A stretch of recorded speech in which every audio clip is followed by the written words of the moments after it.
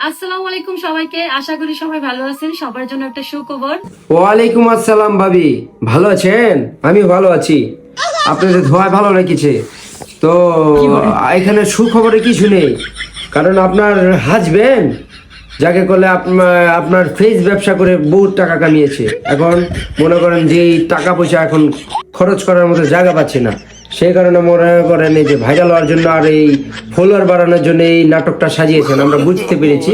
আমরা সর্বশেষে একটা কথাই বলতে চাই যে আপনার হাজবেন্ডে যেই বাস মার্কা দাঁড়িয়েছে তাকে একতলা ভাস দিয়ে আমরা সবাই খাড়া করে দিব। নির্বাচনে মনে করেন জয়যুক্ত করে দিব, সমস্যা নাই। তবে পাবলিক ভাইরা মনে আছে, সে তো 1 বছর আগে ডাকাতি করেছিল, ডাকাতি ধরা খেয়েছিল। তা আমরা কি যাই না শুনে ডাকাতকে কি আমরা মনে করেন দেশের এমপি বানাতে চাই? আমরা চাই না, আসসালামু আলাইকুম। কারণ সে ডাকাতি করে ধরা খেয়েছে। আর ডাকাতের বউ এইভাবে মনে করেন পাবলিক প্লেসে আসে মনে করেন সবার কাছে ভোট চাবে, এটা তো হয় না, আমরা মানে নিতে পারি না। তো এখন মনে করেন গিয়ে আপনারা সবাই যদি মনে করেন ওদেরকে ফাঁস করাতে চান, তাহলে তারা তো আগেরই একদম বিশাল ফাঁস হয়ে গেছে। জামাই বউ দুজনেই ফাঁস হয়ে গেছে। তো এখন মনে করেন নাইকতলা বড় বড় বাস দেখে মনে করেন তাদেরকে বাস মার্কায় বুট দিয়ে বড় বড় বাস দিয়ে একদম খাড়া করিয়ে ফাঁস করিয়েছে। আমার দাবি এটাই।